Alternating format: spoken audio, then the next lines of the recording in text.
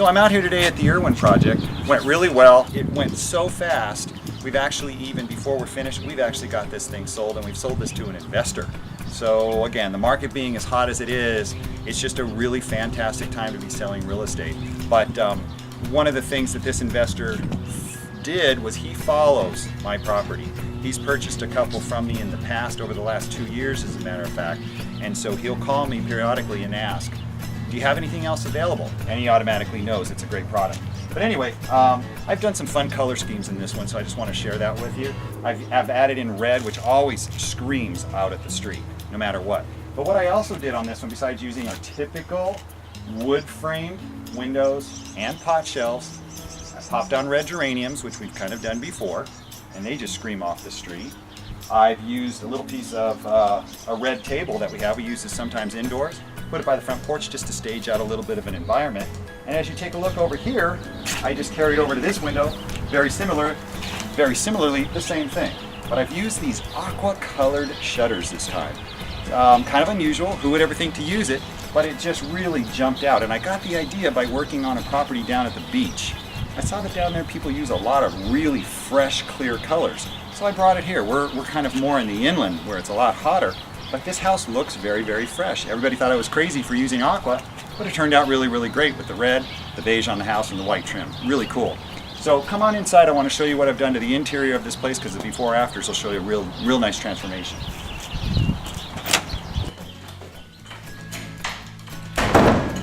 This was one of our rentals. We had it rented for a little over 2 years, positive cash flow, great property. But it being as it is, the market, investors are out there wanting to buy as much as they can, product shortage. So in this particular area, we thought, you know what, let's go ahead and sell it, because we're almost at what we feel is sort of an inflated market. But for right now, we just thought it'd be better to liquidate because they're just selling so fast, and this place did turn out so good. So come on in here, I want to show you what the kitchen looks like. And what we got to do with this kitchen, besides some of the transformation, is we utilized, again, same cabinets. This is all part of leftover from another project in our video series on Elmwood, but this is all leftover residual cabinetry from Habitat for Humanity. We bought a large kitchen, and I thought we were going to be able to just use it on 2 homes, but instead we've turned it out to be a 3-home kitchen. So we took a very inexpensive, less than $1,000 acquisition on a kitchen, and we've gotten 3 houses out of it. Pretty great. We did paint these though, because they came in a cherry wood color. They were a little bit beat up, these portions of them, so we ended up using it in this kitchen, but we added a nice hardware to it, had our painter do a really great job to it on a matte finish, so they really look like they're almost thermofoil cabinets, which are the nice ones that have no paint on them. But what I did here, I wanted to show you, is I had Tony fill in, and the before pictures will show this to you. This was a hallway. There was a door, walked in from the hallway, and I'll show you the back side of it, because what we did was we closed off that hallway and we made a laundry facility out of it, because in the old days, this floor plan, they had a washer and dryer hooked up right here in the kitchen, with the refrigerator supposedly, it was over here somewhere, and then there was the stove. It was a very, very kind of a junky sort of kitchen. So we modernized it. We gave it our traditional beadboard backsplash. We added granite, put in some inexpensive appliances, nothing great because this place doesn't demand it. But again, back over to here, we used a pantry cabinet. The pantry cabinet was actually only about this deep. So the balance of this is drywalled in for the laundry on the opposite side that I'll show you. Refrigerator's gonna go here. So it opened up this area where the refrigerator used to be. This was just a blocked in wall. And we opened that out to the living room, so that way it's got a nice new feeling to it. But anyway, the kitchen turned out really great. It had an existing tile floor. I'll show you after a little while the backyard and what we did to that, because we created a little patio environment out there. But come over here, I want to show you what we did in the hallway. So this hallway is where we got to make a new washer-dryer configuration. Right over this way, it's right off of the bathroom.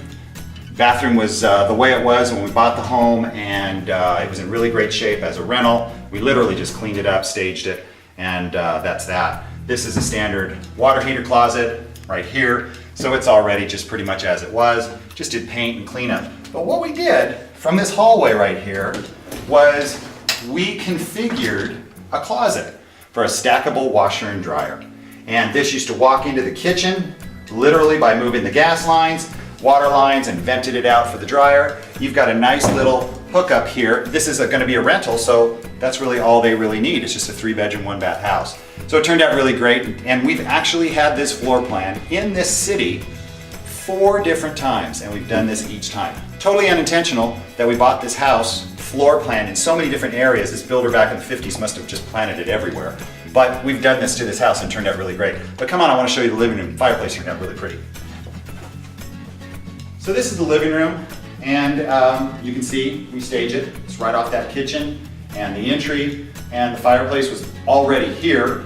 What we did was we just cleaned it all up. These hearthstones were an absolute mess, so we acid washed them and they cleaned up really beautiful. And for the fireplace itself, we ended up doing a surround. There was nothing more than drywall on this thing. The previous owners had done a nice job on the drywall treatment. We painted it all up and gave it the color scheme, but we just got some real inexpensive tiles. And by doing so, just dropped the sheet around it, and that was it. Nothing really more than that, and it really dressed it up. Could have just used some plain old 12 by 12s, but instead, we just used these, and they just turned out really, really great. But anyway, that's almost a wrap. I want to show you the backyard because we ended up using some more of those patio sails, sunshades actually, what they're called. And I want to show you that because that turned out really, really cool too. And it's a nice, inexpensive way to get a patio. So we got to do a really great little patio off the side here. This was just a hot, dusty, real dirty, not even a patio area. But by giving them a little environment off of the kitchen, because this house does not have, it's got a big backyard, but it had no door out to the backyard. So this is, in the old days, they just went in and out this way and that was it. But I still like to be able to give an environment wherever I can for a barbecue area or at least a little entertainment area or something. And I just started using these sun sails. They're just great. Sunshades, sun sails, patio sails, it's all the same thing. Real inexpensive, got them at Costco. They're 22 bucks a piece. Hung 2 of them right here, stretched them in all the right kind of angles, got a little bit of an overlap going. Creates a really great little intimate environment. This is the second house I've used them on right now, and they're really fun. But this area, all I did really was just create a divider in the lawn with a 2x4 and dropped in a bunch of gravel. Real inexpensive. These are our staging materials, so they're not going to stay with the house, but again, and the sails will stay. But what I did was just give them an environment off the door, so when they walk out, they feel like they've got a little bit of a patio. Turned out really great. So anyway, that's a wrap on this project. I'm glad I got a chance to share it with you. I'm glad it went down really fast because it was just another fun project to be able to make some money on really quickly. Anyway, check back with me on another one. Thanks for stopping in.